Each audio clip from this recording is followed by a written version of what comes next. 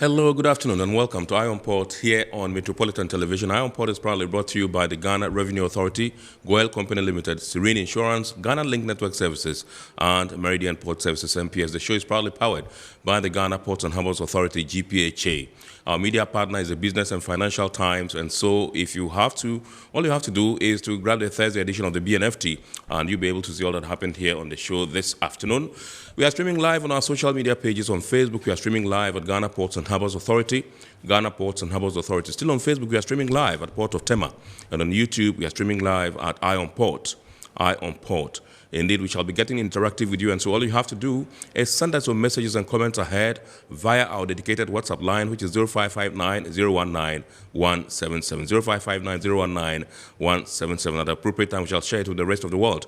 We shall also be activating the phone lines along the line for you to call in and contribute to the discussion. My name is Kennedy Mona. We are going for a quick break. When we bounce back, we will continue the show. Please do stay with us. Every now and again, Goel makes good things happen. This time, Goel has introduced Super XP Ron 95, a higher grade fuel loaded with additives and yet sold at the same price as normal fuel. Goel Super XP Ron 95 enhances engine performance like never before. It maintains the engine by keeping it clean from carbon deposits. Goel Super XP Ron 95 is designed to burn slowly and thus improves fuel economy, making you save money after several kilometers. Goel Super XP Ron 95 gives you a smooth driving experience, that is, less vibrations. Fill up with Goel Super XP Ron 95. Now there's no need to pay more for any higher grade fuel. Goel has that sorted. Goel, good energy. Electricity, pay your taxes. Our taxes, our future.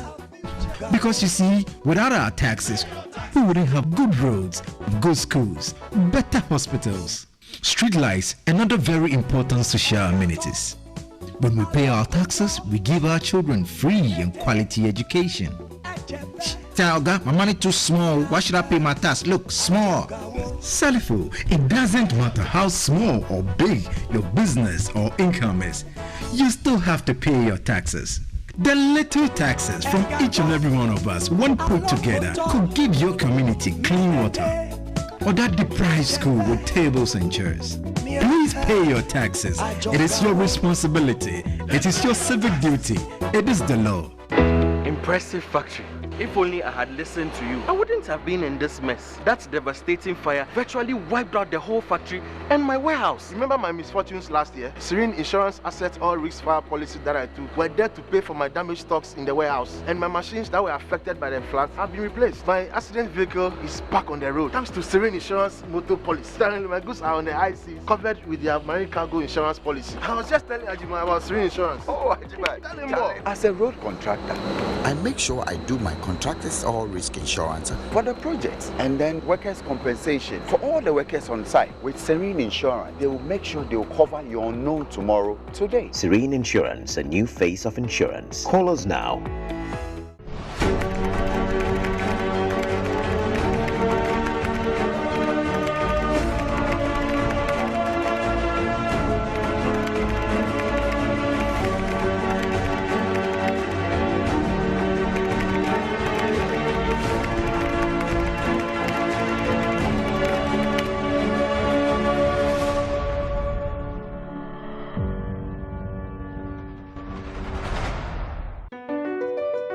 MPS Terminal 3 is Africa's new state-of-the-art container terminal at Tema Port. For manufacturers, agro-processors and traders, the new port means business can be done faster. This infrastructure boost will improve Ghana's port handling capacity, connect more trading routes, and oil the engine of growth for the economy, creating greater opportunities across all sectors as Africa's markets merge and become the largest trading bloc globally. MPS, we connect, you thrive.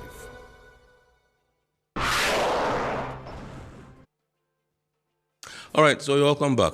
We bring you this special message, New Year message from the Director General of the Ghana Ports and Harbours Authority. Let's take a look at it.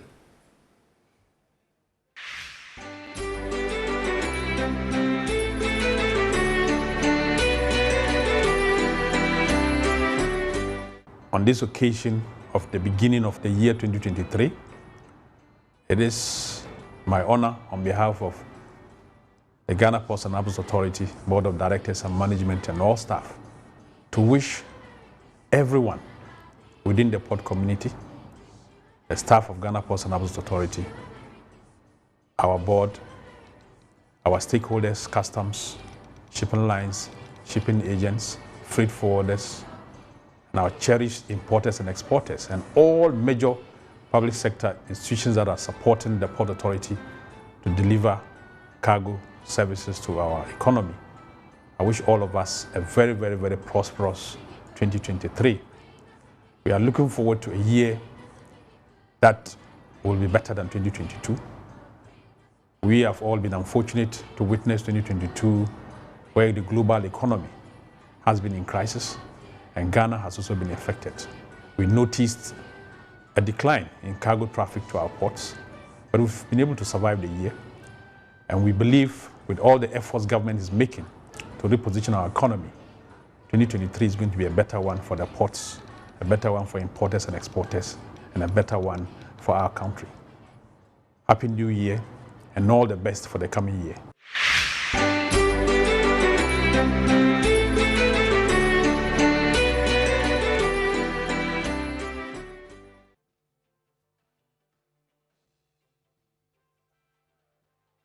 All right, you're welcome back. It's now time for us to take a look at happenings in the port and shipping industry on the global stage.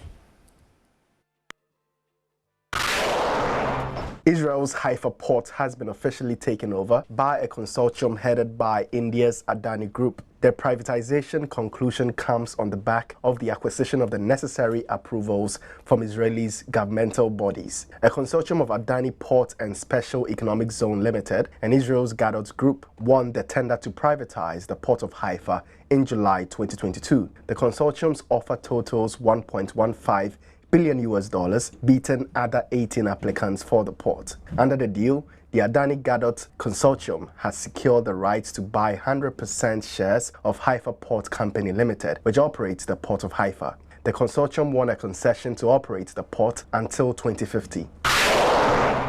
The European Commission has given its approval for a €1.1 billion scheme to support the rollout of carbon capture and storage technologies in Denmark. The aid will be awarded through a competitive tendering procedure open to companies active in an industrial sector, including the waste and energy sectors, with conclusion to take place this year. The maximum amount will be equal to €54.9 million per year, adjusted to inflation. Under a 20-year contract, the beneficiary will capture and store an annual minimum of 0.4 million tons of carbon dioxide as from 2026. The aid will cover the difference between the estimated total cost of capturing and storing a ton of carbon dioxide over the lifetime of the contract and the return expected by the beneficiary. According to the European Commission, Denmark committed to ensuring that the aid delivers overall carbon dioxide reductions and that it does not merely displace the emissions from one sector to another. The measure is expected to increase investor confidence in CCS technology, reduce cost for future application of CCS technologies, and facilitates the development of a commercial CCS market in Denmark. You're welcome back. Those were happenings in the port and shipping industry on the global stage. We're now taking the word of the day, and remember, the word of the day is designed to bring you up to speed with the jargons and terminologies in the shipping industry. Today's word is cargo traffic. Cargo traffic.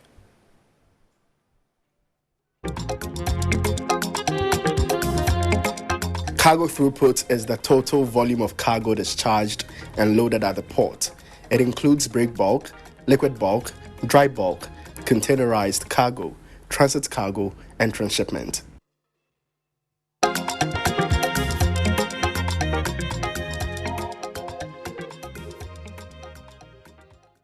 All right, so welcome back. We are zooming into our discussion proper tonight, and tonight we're taking a look at the role of the Council of Ministers in the implementation of the Africa Continental Free Trade Area. Now, the Council of Ministers plays a very crucial role in this whole arrangement, and you realize that our Minister for Trade, the Honorable Alan Kojo Chiramanting, was a part of this particular council, and he had to exit along the line just recently to take part in the ruling party's presidential primaries, which he's fervently campaigning for election as a flag bearer. Now, our understanding on Iron Port is that there are 2 other ministers in other African countries that may also exit along the line. And so we're taking a look at what role they played, how this whole arrangement in terms of the Council of Ministers is going to be impacted as far as the after implementation is concerned. And so we are privileged this afternoon to have in our studios Mr. Louis Yao-Afol. Mr. Louis Yao-Afol is the Executive Director of the After Policy Network, APN. He is with us in the studios. We shall also be joined via Zoom by Mr.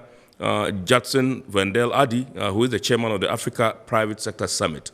Along the line, he will join us via Zoom for this all-important discussion. So let me begin with you, Mr. Yao-Afol, and say Happy New Year. My pleasure, and many happy returns to you. Yes, and let me remind viewers that we are starting today's show a bit earlier because of the CHAN tournament, which is currently ongoing, and there are some matches that will be played right after our show today, and so we just have to come here at 2 p.m., do this till 3, when we would hand over to the Metro TV crew to show the matches that have been lined up for today's CHAN tournament. I just want to find out from you, first of all, how AfCFTA is doing, in terms of the phases of implementation that we have seen so far.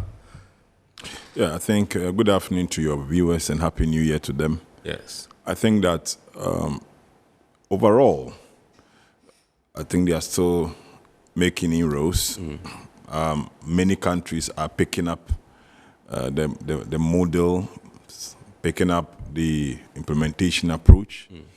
I think the major one that we all experienced was just this Christmas, around September, October, when we all experienced the guided trade. Right. I think that was very important. Yes. And then I think also that just the past January 1st or 7th was the 3 years now since trading was commenced. Yes. And we still have to find out more whether more borders have been opened, whether more custom procedures have been flexible. Right. I think we're still waiting on more data on this. But so far, so good. I think you and I in Ghana will realize that Ghana has been pushing and advocating more. But my more happiness has to do with the fact that more private sector participation is growing day by day. Yeah. Private sector is growing day by day. And I want to use this opportunity to say that it's of good news to hear that the academia has taken it up. And so you realize the University of Ghana will be hosting the annual 74th annual New Year School. And the whole team is on the Continental Free Trade. So once the academia also takes off like that, you realize that the education, the sensitization becomes very holistic. All right. So from your point of view and that of APN, you are satisfied so far with what is happening, the current situation of AfCFTA? I won't say I'm satisfied, but it's progressive. Right. Progressive. We've not been able to have more data on the rest of the member states. I am concerned about certain security implications that reared its head, which are having, quote-unquote, serious dire consequences on trade, especially if you take Morocco and Algeria. And it's even played in football. Yeah. Mind you, if you take services under the Continental Free Trade, we have sports and cultural service. Assuming that was in full play, you could imagine currently Morocco decided to abandon the current tournaments because Algeria has not given them the airspace. Yes. So you see, you could see security implications playing along trade. And so my concern has been in recent development, the sub-region has experienced so many checkered security issues. And I think we have to look at that because it's really have a cast negative impact on the implementation itself. How do you cross a border when the border is closed? How do you do it? Right. And that is where we have to look. Ghana is bounded by Burkina Faso. If there are insecurity, I just read this morning or yesterday that most of their people are influxing our country. So how do you trade? So my concern has been at that side, where security has insecurity a bit has reared its head, and I think that trade officials and then political heads must really find solution to it as soon as possible. Has there been any changes with respect to the number of countries that have ratified, or we still have the same number that we announced previously? I think it still stands around the 44, 45. 44. Okay. Yes, and no more. But the worry is that you still have South Africa, who is a full state party, but still have not accepted opening up the customs to AfCFTA products. Right. A big player, a big industry player, a big economy. So if the big economy is not opening up after ratifying, signing, and becoming a full member, what else would you expect the other countries to do? They will be very apathetic to the whole thing. So that is of concern. I think that the Secretariat should look at it and work out how they can convince South Africa authorities to open up their full their borders fully, or their customs fully.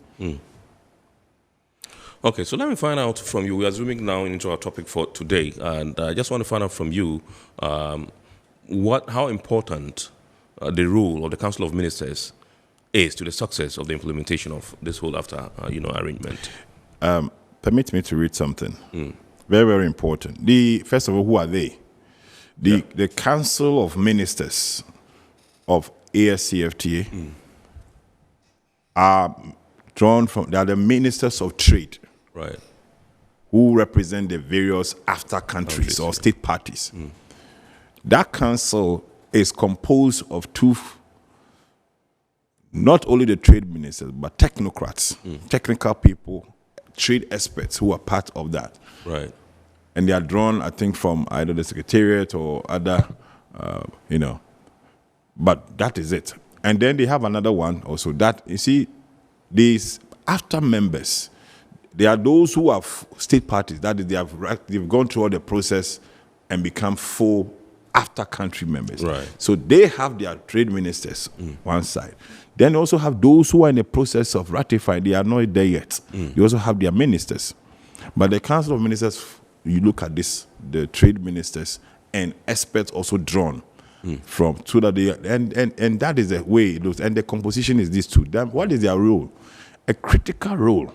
If you look at the architecture of the AfCFTA agreement, apart from the agreement, that is the first layer, then you come to the protocols, then you come to the annexes. If you look at it critically, you look at the strategy, you realize that at the apex, the pyramid, is the heads of states. They oversee everything. Right. So at extraordinary meetings, everything that has been discussed is submitted to them for approval or disapproval before implementation. Yes. The next to them are the ministers of trade. So they are the Council of Ministers. Right. So the trade ministers more or less act like liaison between the heads of states and then the Secretariat. Right. So whatever that, they look at reports. What are the reports that the Secretariat have so far? Right. And we look at the report, then they also report back to the heads of state. And a very important role so that they play is they give directives. They can decide, in fact, if they give directives, they can decide to give directives that they meet and say, look, we feel that this is not going well this way, this is not going well, we feel that we have to go this way. But that cannot be implemented unless they, after that meeting, submit that directive or recommendation to the heads of state for adoption. A critical example is when this protocol, which was not, it's not a protocol yet, but it is surely going to be women and youth in trade. It was not part of the traditional rule after agreement. Yeah. But during conversations here and there, like debate was ongoing, and then the ministers felt, look, let us table it before the heads of state. Right. So that was tabled at extraordinary summit, and they felt, okay, let us start the conversation. So that is how it looks like. And then I think one of the critical other rules has to do with they also look at reviews, not just report and that, they review. And it's important. If they feel after 5 years, in fact, the exit clause in the agreement is that after 5 years, a country can exit. Right. They look at, they can review in terms of the recruitments, finance. Right. So they can look at all that. So they play a very critical role. And so they are more like, if you take the Secretary General out, who is more or less at the capacity as assistant or deputy AUC chairperson. Yeah, okay. All the rest of the people who are the secretariat, I would say that, yes, the Council of Ministers play a very critical role. And my more concern has to do with the other non-ministers of trade who form that council. Yes. And so this is what they do. And they do other internal activities that, and the good things at any time they can decide to say, look, we feel we are not happy about implementation process or the pace at which it's moving. They will meet. And they are supposed to meet, I think, twice a year. Okay. So they can decide to meet. And then when they do recommendations, and I'm happy that most of the recommendations that they've passed, I think the current Secretary General is ensuring that the Secretariat is implementing. And that is very, very welcoming. Right. Okay, so let's take a look at the element of continuity as far as the AfCFTA arrangement is concerned. And the change in, political landscape of the various countries. How does this affect continuity? It is, this is a very important question that you have asked. If you take a critical look at Ghana's case, where the trade minister resigned. Yes. Until you are a stakeholder, you wouldn't know the impact. If you take Honorable Alan Chimantin critically, he was not just a policy head. Most of the ministers are policy heads to ensure that they implement what the party lines and government manifestos and what have you. But he was beyond that. He was technical person of trade. I'm not holding brief for it, but that is what I'm in that industry. So I know he was at the Africa Trade Policy Center. And that is a wing of the ECA, Economic Community of Africa, under UN. Yes. They shape continental trade policies. So he was there. And that was where he was trying to, apply for the World Trade WTO some time ago. Yes, yes. Then, after that side, he came down. So he had initial technical expertise in the whole AfCFTA process. Right. So you can put a trade minister there of different background, but when it comes to a certain cause which their technical expertise is needed, there will be an impact. Right. And for me, his side there will be impact because they have to get somebody who have the full technical expertise that he had in the course of the AfCFTA implementation. Else, it will slow the implementation process and the drive that Ghana is leading. And it's very important. I'm not talking about political twist to this one. This is the fact. Remember that he was also one of the architects, pioneers of this whole dream. Right. Yes. Yes. You can't take it from him. Yes. Others contributed, the likes of Honorable Gabra and the likes, but he was very, very instrumental because, as I said, he was at the Africa Trade Policy, which looked at all continental trade policies.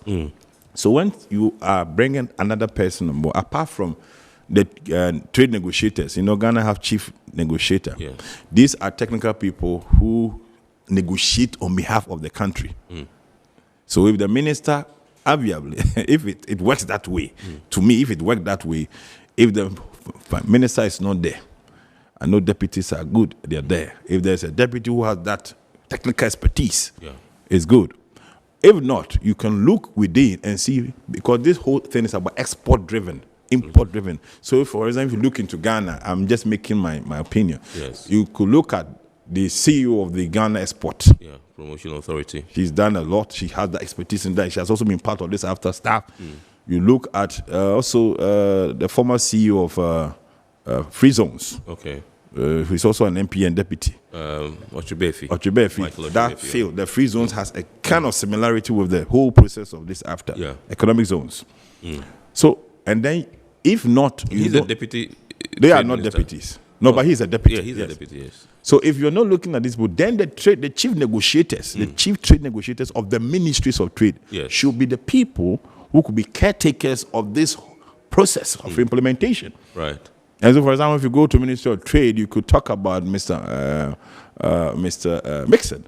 Mixon. So ideally, if I'm to advise the president, I say, Mr. President, in the meantime, apart from the chief director of the Ministries of Trade, the chief trade negotiators of your country should be the ones to make sure they hold the after-driven goal, because they have been part from day one. They went to negotiate what we are giving out and what we're taking in. So it is very important, because when these critical people are not there, implementation becomes hold up. Because they knew beyond the policy, the technical expertise because I remember the Alan Chamantin, he came out of 7 clusters for Ghana. Until today, among the about 45 or 44 party states, I've not come across any country yet with a national policy on AfCFTA. Ghana is among the first to launch its national policy on AfCFTA. And so I could tell you what I'm saying. So Nigeria is a big player, but they don't have. So you need to have a continuity policy of expertise when you are really having a continental program like AfCFTA of that kind of nature. And for example, if you look at Kenya, before the current minister, the immediate past, Honorable Maina, played very key instrumental role with the continental free trade. Currently, Nigeria, they will be having elections in February. So, obviously, the current minister, Honorable Aisha, will also be phasing out. Who continues? And this is the question I think you have been asking. And so I think that it's very, very imperative for us to really take a look and beyond policy, look to critical technical experts within the ministries of trade, not only in Ghana, who can continue with the young African baby dream of the African Continental Free Trade Agreement. It is very, very imperative. It's very, very important. All right. So let me find out from you, in terms of having, could it be that because Ghana houses the AfCFTA Secretariat here, that perhaps was what spurred us on to come up with a national AfCFTA policy, which we rightly said no other country has followed suit since Ghana, did that. Is it because we have the Secretariat here? I mean, that's a good point, a question you've asked. The question is, we decided to bid for it. It wasn't like it was imposed on us. We bid it. There were 7 countries that bid it. Yes. And we went through the process. And Ghana met certain criteria. There were criteria to be met. Right. Good governance, number 1. And for me, I'm not campaigning for anybody, but I've always been very vocal. I remember when our network was also doing behind the scenes campaign for the country. Even though we were not paid for that anyway. Yes. And I was trying to find out from some of the trade negotiators, the chief negotiators, not from Ghana, the chances of Ghana winning. Right. Because our members also influence their members within countries. So we're urging them to consider Ghana. And I remember the former chief negotiator of Nigeria, may his soul rest in peace. I remember him. He said, look, Ghana stand a chance of winning because of the good governance our president is championing. That was what he told me. Okay. So good governance. Then a certain infrastructure, education. You are going to have a staff of about 300 people coming from all over Africa. Their children are supposed to go to school. Do you have the education infrastructure? Yeah. Then they inspected other facilities. Right. So it was beyond just governance and infrastructure. Do we have it? So they went to the schools. Then they looked at our roads network. Then they looked at other conditions. So we met all these ones, and it was still very stiff competition with the likes of Egypt, the likes of SA, and then Ghana, and then eventually we won. Now, to your question, when you have, after winning such a huge regional office, and remember, Ghana, we don't have a regional office when you look at the AU structure. Right. I stand to be correct, but we don't have. You have the African Development Bank, I think in Cote d'Ivoire, the African Court somewhere, but we don't have. So it was a plus for us to go for that regional office. Then secondly, the reason why that cushioned us to be more determined is that if you look at the ripple, the multiply effect of having after here, you have to be serious. Right. Because all the other countries who didn't win, they wish they have because they know. It's just like hosting a World Cup. Yes. Every week, you're going to have regional meetings. And do you know the meaning of that? Hotels. Yeah, sure. Your transportation system. People are going to have pay. Yeah. Schools, they are going to pay foreign currency. Really? Tourism, they have to go certain sites. Yeah, sure. So every week. And then aviation. So that is just one. Then secondly, it's like the Wall Street of Africa. So investors were now looking at the environment was ripe. And that was why I'm happy that the GIPC caught the vision quickly. Yes. And decided to run alongside with the Ministry of Trading. I'm talking about Ghana here. Yes. I also developed something for the Nigerian Ministry of Trade on tourism and investment before COVID hits. And they wanted to ask, they wanted me to do a kind of a broad technical profile on how they could go about. At that time, they have not come up with their plan. Right. And after that time, we were moving a bit. And they were looking at how they can connect tourism to investment and trade. These two go together. So you realize that GIPC positioned itself well. Then Ghana Export Promotion positions itself well. And you realize that Ghana Export Promotion developed what they call the National Export Development Strategy. To make sure that they can add more exportable products. And so, yes, we looked at all this and realized that then if we could fulfill the agenda, what do you call it, beyond the aid, the year of return, and all these, then Ghana should do. And especially, we also realized that we were taking seriousness to agribusiness. And it was Ghana realized that, look, if we do, we'll be able to connect industrialization through agribusiness and offer jobs to the youth, teaming youth. So I think Ghana decided to put this, and at the time too, I think we were determined with infrastructure. If you remember, our road network issues started picking up just around the same time that we were bidding. We're expanding ports, and even the office itself. Right. Ghana offered $10 million as a seed for the office. Yes. $10 million as the seed for the office, the secretariat. And Ghana was also a caretaker of the place. Right. I remember that our network was consulted along the line to help support with consultancy in referring experts when they wanted to have caretaker, technocrats to work, staff, let me put it, recruitment. So we offered some people because all this was born by the by the host. Right. And I think, yes, and I hope it's playing because if you look outside Africa, everybody points to where the secretariat is. Ghana. Yes. And this is where I think that we didn't lose at all. But my only concern is that I think that very soon most of the offices at the secretariat needs to be relocated. Right. So that the secretariat can have a full access to the whole building. Okay. All right. So let me at this juncture go to Mr. Judson Wendell Adi, who is the chairman of the Africa Private Sector Summit. He's joined us via Zoom. I understand he's been on for some time now. Good afternoon. If you're in the U.S., I'm sure it should be morning around this time. Yes, indeed, it is. Good morning. Absolutely. Good to have you, sir. It's a pleasure. Yes. I know you would have heard that Ghana's Trade Minister, the Honorable Lankwajo Chiramanting, has resigned, for obvious reasons. I just want to find out from you what your initial reaction was when you heard that he had to bow out, this capacity to go and pursue other interests. How did you take the news?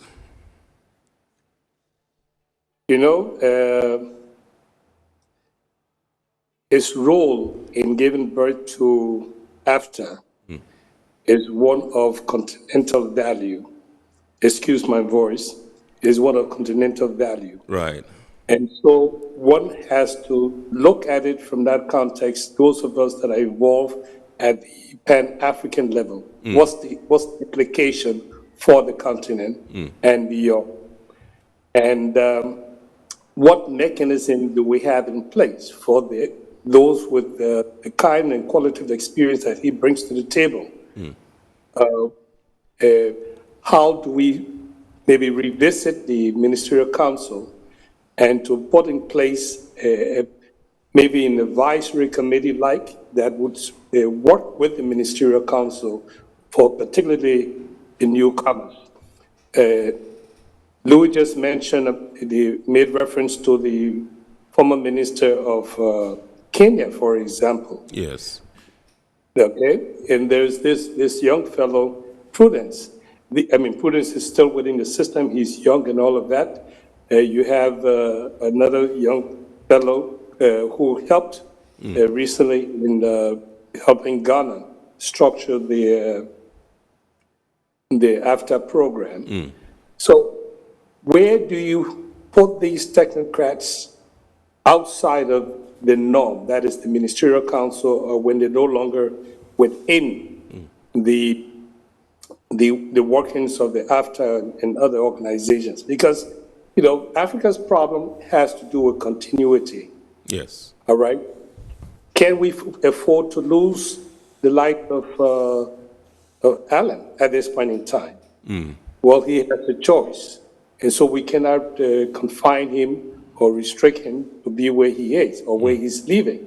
But I think it is important that we begin to look at the importance of continuity going forward so that people like him, all right, assuming he wins it's a different ball game, but assuming he doesn't win, do you not provide for some role that he continues to play in an advisory role beyond that of being Minister of Trade?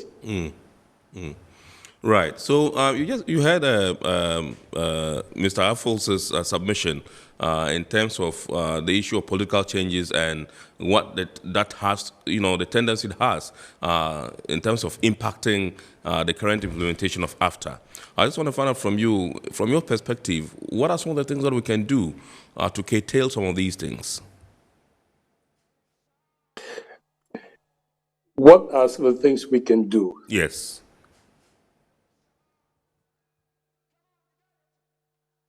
That is a tough one. Okay. Tough from the standpoint is very political and maybe sensitive. But in my view, all right, in the case of the Ministerial Council, we should make a decision to set up an advisory board. Right. All right, Ministerial Council, so that we have experts like him leaving. All right, they can continue to serve the continent in that capacity. I think that is the easiest solution. Right. Okay, so I know that your organization has been at the forefront of championing private sector participation in trade, and that's, for example, the AfTA arrangement. I just want to find out from you, when it comes to regional and sub-regional trade, what is your assessment of the participation of, private sector? Are we there? Unfortunately, I would say we're not there yet. We're making some progress, but we're not there yet. One must appreciate things that are taking place right now with respect to AfTA, the various programs, the support they have from the various institutions, Afreximbank, the agriculture, EDB, focusing on agriculture, and Africa Trade Insurance, focusing on the on the trade insurance for the continent. Mm. Now, we, at there are probably 3 or 4 layers of when it comes to private sector concerns. At the national level, we are fragmented.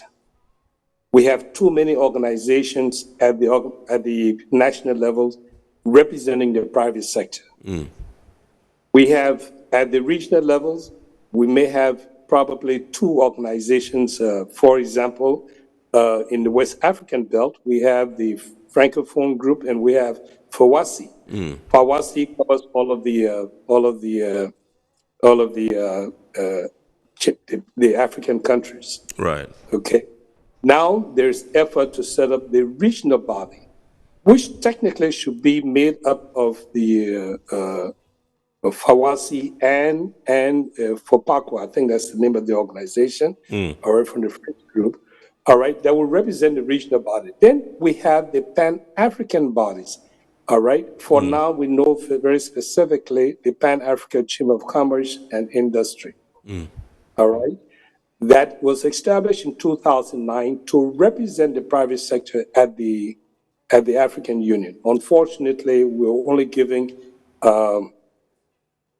an observer status. I'm sorry, not a, an MOU was signed, but we're not giving the status that was requested. And most recently, probably I think it was 2018, 2019, thereabout, by resolution, the heads of states came about a resolution to establish the African Business Council. All right. The AU invited all of the private sector members to attend a meeting. And out of that, we now have the African Business Council. So what we're trying to do now is explore how we can galvanize all of these bodies, one, to strengthen the private sector at the country level. If we can achieve that, bingo, everything else will fall in place. It means that you have a strong voice at the regional level, and you will have a strong voice at the Pan-African, the Pan-African stroke at the AU level. Yeah. But we're fragmented. And so our focus is try to see how best we can bring these organizations together, all right, so that collectively, at the region, at the country level, at the continent, at the regional level, and at the continental level, we speak with one voice, all right? You know, because if we truly want to implement AfCFTA, you have to have a strong, vibrant, independent private sector. Yeah. Right? In the absence of that, we will not work. So what one step further, what we have looked at is that, okay, fine. We have been fortunate that the heads of states, and I'm not political, I like to be frank. Yes. The signing of the AfCFTA was not a willing arrangement by all of the leaders. Many of the leaders had to call their colleagues and ask them, please sign this. It is in the interest of the continent. If it were not so, we would not have problem implementing the protocols today. Right. Okay? So what we're saying is that since the leaders have signed these protocols and implanted in these protocols free movement of people, common currency, and a number of other things, all we're asking them to do is honor the signatures so that the protocols will be implemented. And with the assistance of the UNECA, we've come up with a draft document where we look at the protocols with like various laws across the world, for that matter, all right, whether it has to do with WTO, whether it has to do with EU and so forth.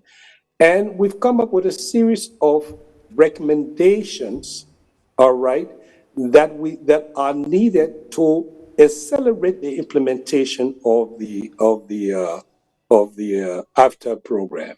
Right. You know, in this case, I will mention the REX protocols as well as the AfCFTA. All right, the AfCFTA protocols derive largely from the REX protocols. But so trade barriers. Who are affected by trade barriers? The private sector. Right. Who needs to trade? Louis mentioned earlier about trade facilitation, border issues.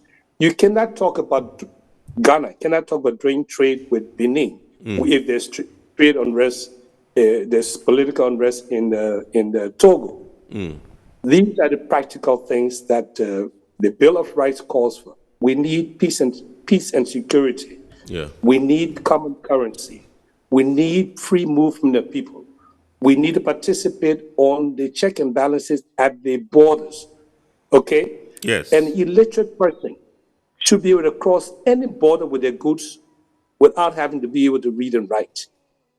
As simple as that. Okay? Even using some color code system. So we need to remove all of these bottlenecks so that trade, so that Africa can truly transform. Now, what we're also talking about, Africa needs its own data. Most of the data we use today are imported data. You do not have your own data. Put your universities to work. Put your specialists to work. So that Africa can come up with its own data that the private sector can utilize and so forth. Now, in particular reference to this, where are we on mapping our natural resources? And I know time is against us, but let me leave one salient point here. Yes. Everyone rushing to Africa for gold. The only difference here is that the people who are rushing to Africa for gold are not Africans. Everybody, all of the other places developing or have in place their gold reserve. Where is ours? Let's use what Kagame say. They print our currency and they say it is worthless. It's not my saying, it's another president saying. Why do we have weak currencies across Africa when we have gold and other minerals? Right? Lithium, I understand, now goes for $78,000 or more. There's something else that just came up that goes for, I think, a couple of $1 million for just a small batch of it. Right. Okay, that recently found in Nigeria. So we need more Dangotes. Right. Okay? Right. We need to transform the natural resources of the continent, on the continent, so that we can create the jobs. The underlying reasons why people are not providing, people have some of the restrictions on free movement of people is simply because the government are obligated to providing jobs for the people. Right. So if you have influx of people coming into the country, it creates more problem for the sitting government. So I think if we begin to look at transforming our natural resources, we'll create it and on good terms, not on these basic concession agreements where you have royalties of 3% or 5% of those kinds of things. We have graduated from that. You have the gavel in your hand, make a difference in your concession agreements, particularly the likes of the GIPC. I've had lengthy conversations with the head of GIPC on this kind of issue. Yes. We must transfer the natural resources to provide the skill sets, to provide the jobs that we need. We must transform our educational system, provide the skill sets we need for the continent. All right. I'll come back to you, Mr. Vendel. But I will go to Louise now. When I come back to you, I want to find out from you how we can empower the private sector to actively and efficiently, effectively participate in this whole AfCFTA arrangement. But let me come to you and find out. You heard his submission in terms of, the structuring of the Council of Ministers in AfCFTA. I want to find out from you how you think that the structure should be going forward so that we don't suffer, so much. Thank you very much. Let me read some Article 11 of the AfCFTA agreement. It says that the Council of Ministers is hereby established and shall consist of the ministers responsible for trade or such other ministers authorities or officials duly designated by the state parties. Right from the word go, it is all government affair. Yes. Okay. So, I'm proposing that there should be a private sector standby yes. composition. Okay. Let us look at this way. If you come to Ghana, the Ministry of Trade had technical working groups drawn from the various private sector. And what is their duty? Their role was to advise, jigjaw, come out with ideas, how government could implement the continental free trade. Yes. So they were drawn from every facet of the industry, so society. That technical working group is still standing, and it's very, very good initiative. It after whatever they done, it was submitted to cabinet.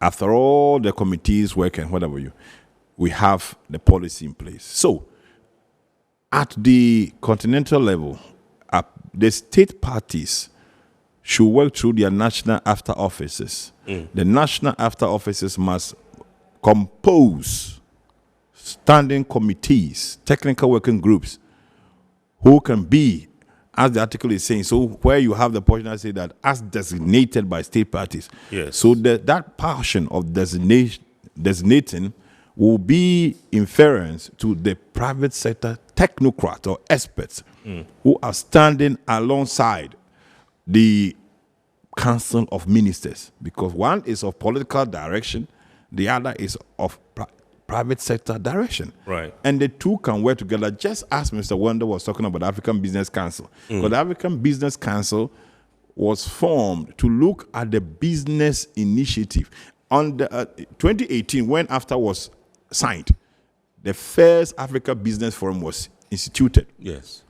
And it is stemming from this Africa Business Council. In coming March, they are going to have the Golden Africa Business Forum in South Africa. What is the purpose? Is to bring the private sector businesses that can move alongside. So once you're having that committee, we're proposing to have a private sector composed, drawn from the state parties too. Right. So that article must be reviewed.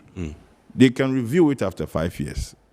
They can review it. In fact, the Council of Ministers can call for it. It needs to be reviewed. Right. Because it's always like the political leaders or political people go in for the discussion, then they come back to the private sector. No.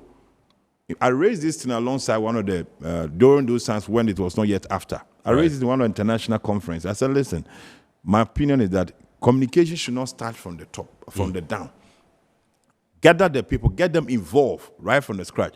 So it means that if these technocrats are involved, the private sector, they know what to make inputs. Right. They don't wait for you to come and tell them what you have decided. And then they will say, we don't like it.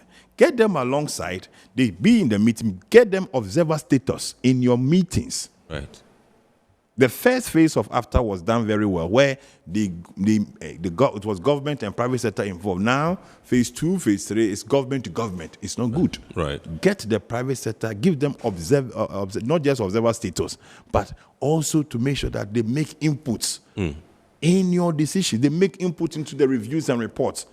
For example, if a private sector company says, I'm partnering with the AfCFTA Secretariat to ship goods, how will it be if such a person has a representative as an observer to the reports or the progressive report of the implementation process? You quickly say, look, yes, I'm doing the logistic side. I think that if we do this way, it could be. Then you take it from there, the committee meet, approve or disapprove, but at least they have been part right from the scratch. We can do that. Yes. And that's what we're proposing.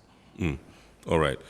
That's Mr. Louis Awaful. He's the executive director of the AfCFTA Policy Network, APN, here in Ghana, and he's been at the forefront of championing this whole AfCFTA thing, and he's been with them throughout, from day one. Tonight we are discussing the role of the Council of Ministers, in the implementation of AfCFTA, coming on the heels of the resignation of Ghana's Trade Minister, the Honorable Alan Kojo Kyerematen, that of Kenya, and then Nigeria which he expects to happen pretty shortly, and how that would affect, the smooth and successful implementation of AfCFTA. We're going for a quick break. When we come back, we'll continue the discussion. Please do stay with us. Every now and again, Goil makes good things happen. This time, Goil has introduced Super XP Ron 95, a higher grade fuel loaded with additives and yet sold at the same price as normal fuel.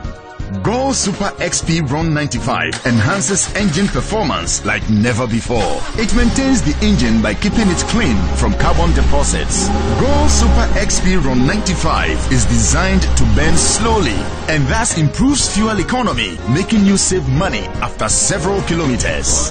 Goil Super XP Ron 95 gives you a smooth driving experience, that is, less vibrations.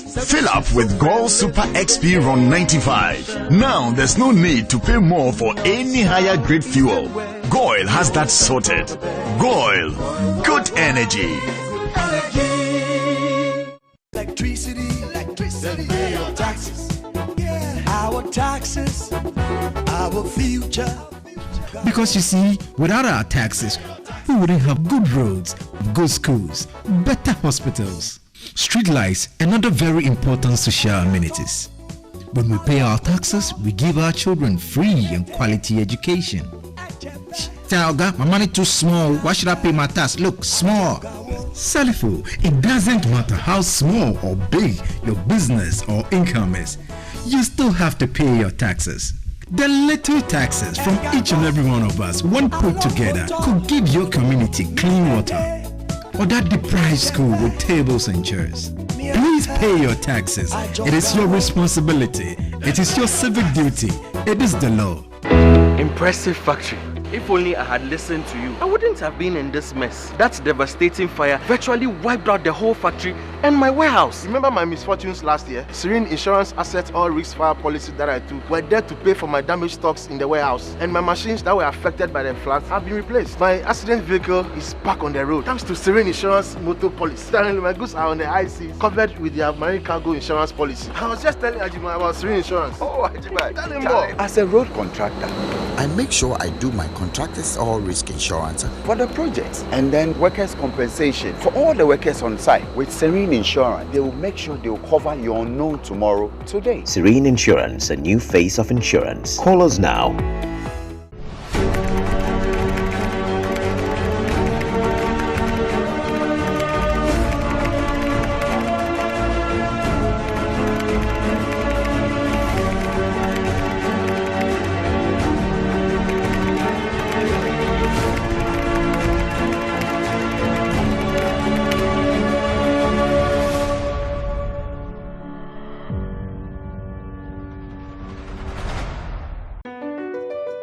MPS Terminal 3 is Africa's new state-of-the-art container terminal at Tema Port.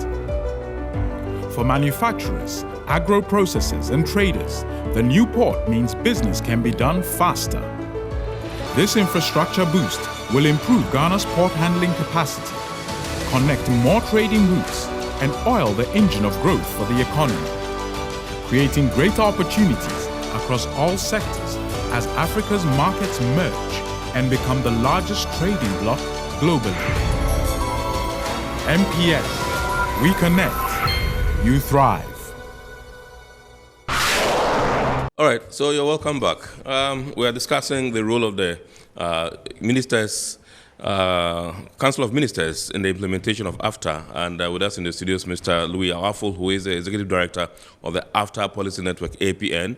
Also joining us via Zoom is Mr. Justin Wendell Adi, who is also the chairman of the Africa Private Sector Summit.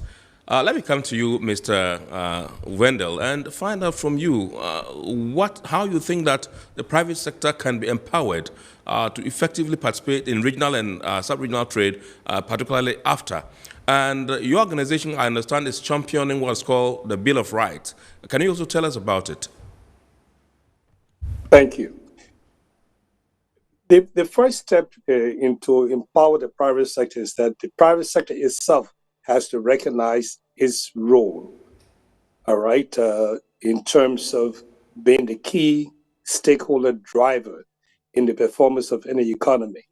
Now, to do this, we need to dialogue with the government so that we have open communication in terms of the private sector and public sector relationship. That is key going forward. And we need to have this in place at the country level, at the regional level, and at the AU. This consultation process would enable what I would like to call a healthy relationship between the public sector and the private sector that will begin to accelerate the transformation of the African economies across the continent. Once it is done at a country level, the regional level, and so forth, it should not, the relationship between government and the private sector should not be an afterthought. It should be a hand-in-hand, walking together to make things happen. And I often make a statement that, and maybe I get into trouble for it, but I believe strongly AfCFTA cannot survive without a healthy, vibrant private sector. And this is what brings into play the private sector Bill of Rights. All right. And one has to now look at the private sector Bill of Rights as a complementary companion document to AfCFTA. And basically, there's nothing new we're talking about in the private sector Bill of Rights. What we're talking about basically have already been adopted in the protocols of the Rex and the private and the AfCFTA. The issue of free movement is a AfCFTA stroke Rex document. Currency at the very inception of setting up the OAU, now African Union, they talk about common currency. They talk about free movement of people. So what we've tried to do is say, fine, you've given us this document. We thank you, government. We thank you for our leaders for giving us this AfCFTA document. All right? We believe in it. We believe it can transform the continent. But we need to have certain things in place. Right. You have signed off on all of these things. Let us now agree that they will be implemented. Let us agree the movement of people will be implemented. Let us agree that common currency will be implemented. Let us agree that all of the necessary things, infrastructure, good governance, rule of law, all of these things are part of what we are requesting as part of the Bill of Rights for an enabling business environment in Africa. And once we have this and implement them, all right, then things would happen almost automatically. Then the brain drain that we're experiencing will be returned to the continent. Right. Africa will be very independent. Okay? You have maybe 45, 44 in terms of gold reserve, all right, on the continent of Africa. You have maybe about the same category of maybe 50% of your natural resource on the continent. Why are you so poor? Let us forget about the ills of yesterday. We know better today. So let's move forward. Now, to make the private sector from, we have to come together at the country level, all right, at the regional level, at the AU level. We have a given. We have two givings at the AU level. We have, so to speak, we have the Pan-African Chamber of Commerce, and we have the African Business Council. African Business Council is the apex body. Then you have the regional bodies. Then you have the national bodies, okay? The Chamber of Commerce and all of the other business associations. You know, we are conflicted because we have a problem. Technically, the Chamber of Commerce, all right, when it comes to your rule of business transactions, the documents are all prepared by the Chamber of Commerce. We have to recognize the rule.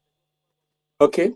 Every document pertaining to shipping, pertaining to finance, pertaining to business transaction, business laws, originate from the Chamber of Commerce. All right?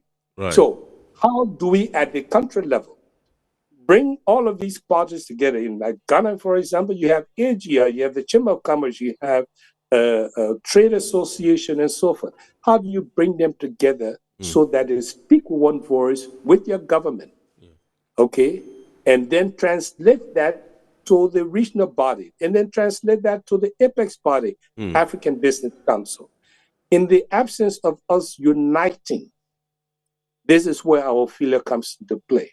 Right. And we need to put our differences, okay, look at the ultimate objective for a strong, healthy, vibrant economy, not just for your country, but for the region and for the continent. Right. So that together we speak with one voice at the AU. All right. Who pays the bills?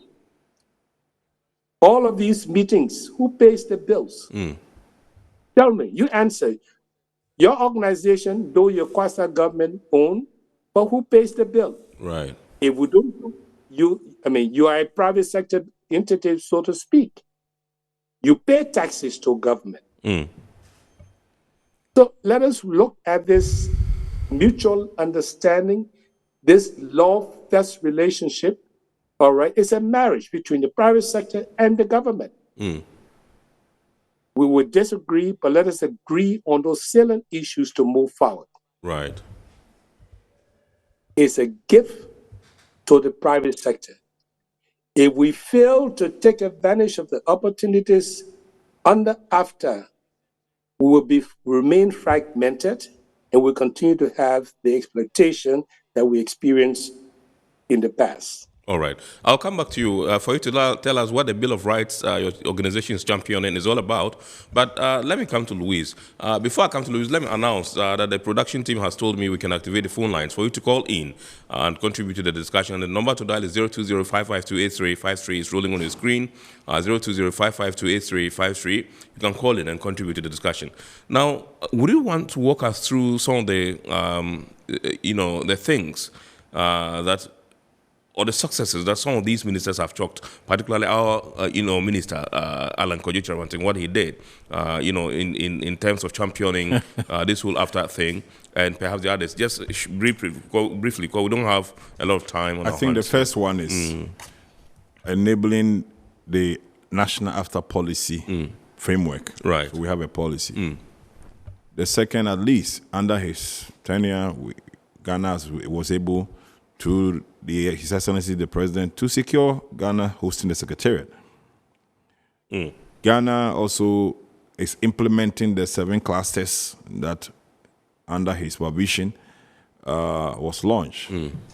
Trade-related infrastructure, trade finance, and a critical one is the 1D1F issues that is ongoing, which will be very, very good to see it's really expanded, and then especially the export. Right. The export policy that was developed, the development agenda is very, very important. Then also, I think the area of looking at the expanding the industrial parks. Right. Yes. Yeah. So I think that those are very critical ones in Ghana and many others. Then I think also his ability that he was able to really work closely with other ministerial committees. To ensure that Ghana was always ahead, especially bringing the Secretariat activities close. In fact, the Ghana National AfCFTA Office is also a very important achievement. Okay. Other countries don't have their AfCFTA because you realize that their members keep asking, when is AfCFTA coming here? Every member state party should have a national coordinating AfCFTA office. We have ours, and that is bringing the private sector. It's playing the role of liaison between the Secretariat and then the citizens and then the private sector. Dr. Farid. Where Dr. Farid is being the coordinator. Yes. If we take Kenya, the same. Yeah.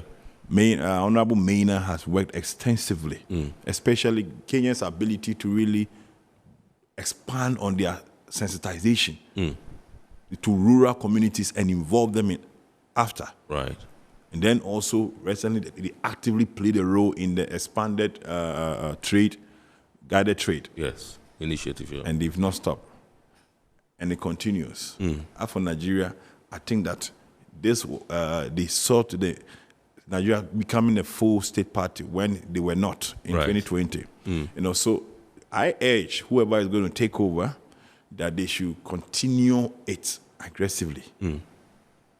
they should continue. They should consult the technocrats who are there. Right. That where did the minister leave or take off? Where did he stop? Let's continue from there. We should not initiate certain new things that are going to derail the advancement of so far what these ministers have done. This is what I think will be good for us. All right, great. So let me come to Mr. Wendell and find out from you what the Bill of Rights, your organization, that's the Africa Private Sector Summit, is championing. It's all about. Simply stated, it is about an enabling business environment, an enabling business environment in Africa. To do business in Africa, we have to graduate from the way we did things in the past. We have to look at our natural resources. We'll have to look at our overall resources. How can we harness the resources in the interest of the continent?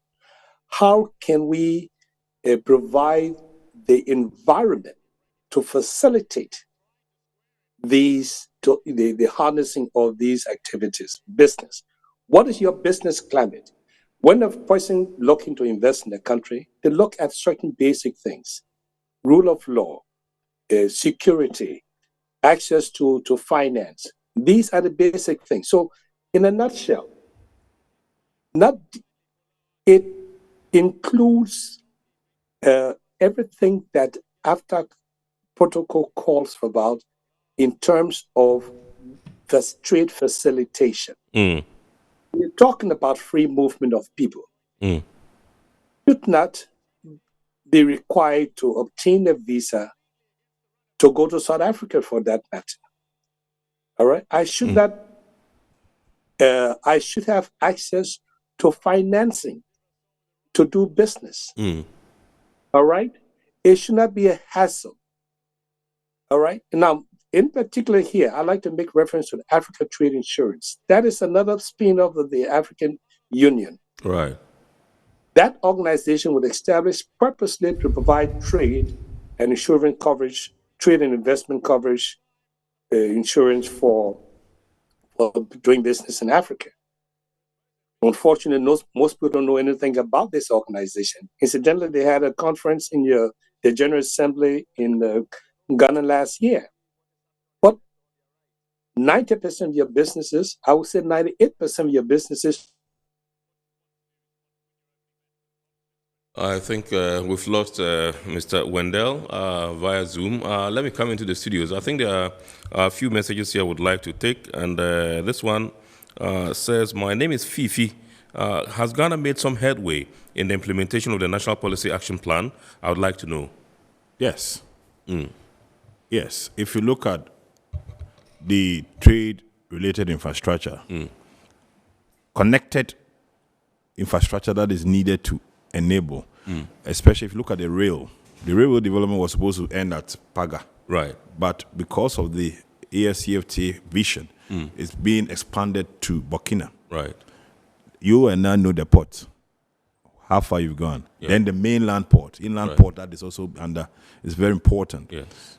Again, if you look at the area of, in terms of ICT, recently realized that the Ghana launched a program, I think, under the Ministry of Communication. I've forgotten the digital something. Right. The digital center? A hub. Yeah, a hub, digital hub, yeah. Purposely for AfCFTA. Right. Then again, if you look at trade-related, in terms of finance, that area, more needs to be done. But that one, you realize that the Ghana Exim Bank has what we call every month, they have what we call the Tuesday promoting made in Ghana and made in Africa products kind of market, where they ask people to come and sell. You know, so Ghana has done a lot for Ghana, but there's still more room back in terms of the AfCFTA, yes, especially with the Ghana National AfCFTA Office. Yes, I'm sure they received some support recently from the World Bank, and they are going to put more effort by utilizing that resources because they have been holding regional capacity building for all and sundry. Yes. Then again, we are one of the biggest achievement Ghana have done so far is the ports. If you look at the single with the window, single window, the paperless icons. Code, yeah, sure, yeah. We have special AfCFTA codes. Yes. In that system, yeah. Yes. Yes. Other countries don't have. They don't, yeah. Because without that, how are you able to determine that this product is an after product? Yeah. And that is the difficulty AfCFTA is facing. Right.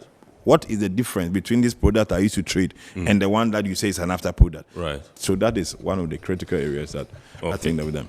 All right. I understand Mr. Wendell is back on the line. Hello, sir. I'm back. Yes, great. Okay, so there's a question here for you. It says, my name is Ben. Who have they approached so far with their Bill of Rights, and who do they intend to approach in the future? What has been the reception so far?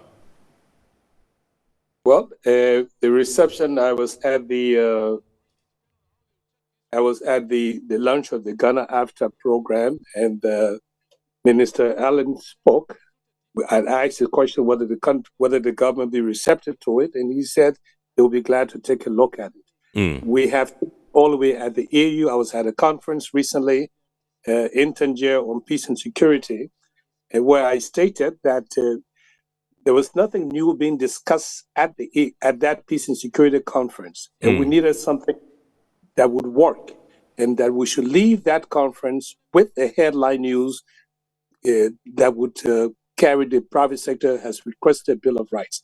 Fortunately for us, the Commissioner of Trade, Ambassador Mushunga, made in his closing remark indicated that the private sector has requested a private sector Bill of Rights for an enabling business environment.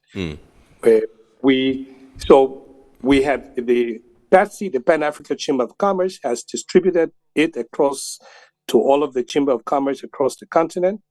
We have engaged a number of other business associations to be able to work with their members. For example, the Abuja Chamber of Commerce, in the last 2 days, told me that they will be holding a roundtable conference with their members to discuss the private sector Bill of Rights. We hope that the Chamber of Commerce, the AGI, and other organizations in Ghana would do the same thing. Right. All right. But the exercise is now a vetting process. We will be meeting in March 23, 2025 in Kigali, where we will be, all the businesses are invited to participate in the vetting process of the Bill of Rights. Then in October 20 to November 2, that's the tentative date that the government, the president, I understand, is available, that will be meeting in that country to validate the Bill of Rights. Okay. And then step is to turn it over to all of the participants will then take it back to the respective countries to engage the national governments, okay, so that when it comes up at the AU, a Heads of State Summit in February of 2024, yes, we're praying that it will be adopted, all right, as one of the instruments that will accelerate the implementation of the AfCFTA. So we putting it out there as a complementary companion document of the AfCFTA to accelerate implementation of AfCFTA. And this is what the private sector wants. The private sector wants peace and security. The private sector wants infrastructure. The private sector wants an African Educational Trust Fund that will revamp the education system to meet the skill sets needs of the continent. The private sector wants access to credit. So, okay. And one of the things that we're talking about is that let's begin to look at the role of the central bank at the country level in a more constructive and engaging way with the commercial banks that would take advantage of accelerating opportunities with the focus area of AfCFTA. Those focus areas of AfCFTA happens to be agriculture, manufacturing, ICT, and a few others. But if we, for example, this is something that we hope that will be coming up at the conference in Rwanda. All right, we're looking at coming to address this issue of access to finance. Right. It can be done And all right, so we think we can structure a gated arrangement with the ATI, the African Trade Insurance Body, where national bodies at the country level will stand in and coordinate activities for the SMEs, where we can say, for example, Ghana. Yes. Ghana, we can provide maybe say 10, 20, $30 million for SMEs, but it's done through the national body, all right, because the banks do not know how to reach all of these small people. So these are the things that we're working out. We think that there's something can be structured along that line. We're actively working with PATSI, and we're trying to get the National Chambers of Commerce and other business houses. Now, I'm not limited. I'm a chamber man. I'm a former president of the Chamber of the of Commerce of Liberia.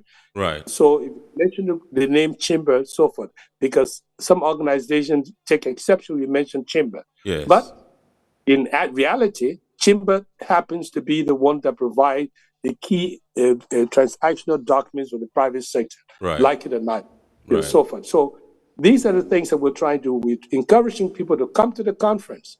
Let your voice be heard, okay, in terms of the recommendations. It's going to be a small pamphlet that should come up as a private sector Bill of Rights. But if AfCFTA is to work, we need to have these things in place. Absolutely. So that we can accelerate Africa's transformation, Africa's development in a shorter path. Look, I believe very firmly from the depth of my heart that if we can put this structure into place and get the central bank, work with the ATI people involved, okay, those details we can explain later on. Yeah. But we can put this in place. Africa can become self-sufficient in food within 3 years. Great. Okay. And I'm a specific reference to it happening in Nigeria when they had the maize problem back in the 80s under the leadership of Babangida. Within 3, even their program was for 5 years. In 3 years, became self-sufficient in maize. Great. Issue of continuity. What happened thereafter? It fell apart. Okay. Since the Ukraine incident and the challenges being raised, the Rwanda has come up with a position. It says it has invested, or it is investing $1 billion to become self-sufficient by 2025. Right. That kinds of statement we want to hear from the African leaders. Great, great. Well, points well made, Mr. Wendell. I think we are running out of time. We appreciate you deeply. He is the chairman of the Africa, Private Sector Summit. He's been speaking to us on the particular topic that we are treating this afternoon. That's the role of the Council of Ministers in the implementation of AfCFTA. We are deeply grateful to you, Mr. Wendell, for joining us all the way from the United States of America. Thank you very much indeed. We are deeply, deeply grateful. Let me come back in studio and then conclude with Mr. Louis Afol, who is the Executive Director of the Africa AfCFTA Policy Network. APN. There's this one who says, my name is Tan. Mr. Host, my problem is I can hear a lot of paperwork and discussions, but are we really trading and AfCFTA as African people? I think it's yes and no. Yes, some countries, effective volume of trade have not yet really commenced. But some initiatives, especially also within the service sector and after, it's ongoing. And I think that this year, we need to really exhaust all that we need to do to make sure that a lot of goods are being traded. That can happen when grappling companies are supported by state parties. That can happen when all barriers that we say we want to remove are removed. That can happen when the borders are opened. That can happen when customs, whole customs systems are cooperating. Because the article says custom cooperation and management. If customs don't cooperate, traders will see it as a normal day of doing business. Right. If customs cooperate, they can even orient traders that, look, we have something we call after products and non-after products. And then also, I think that we can also see more daylight if we keep on, the media keeps supporting, like you are doing, the sensitization. We are not there yet. I tell you, sensitization is still a long way to go. We need to continue sensitization and capacity building, meeting physically or digitally, all the stakeholders who are supposed to be involved. Right. It is not only for traders. AfCFTA is not only for traders. It is even for those who have potential interest in going into business. It is not only for goods. It's also for those who are interested in services. I really wanted to run something for you. Yes. Just a quick one. If you take, for example, what we call, if you take tourism, these are people who can come under tourism, transport service, maritime, internal waterways, air transport, space transport, rail, road transport, pipeline transport, services.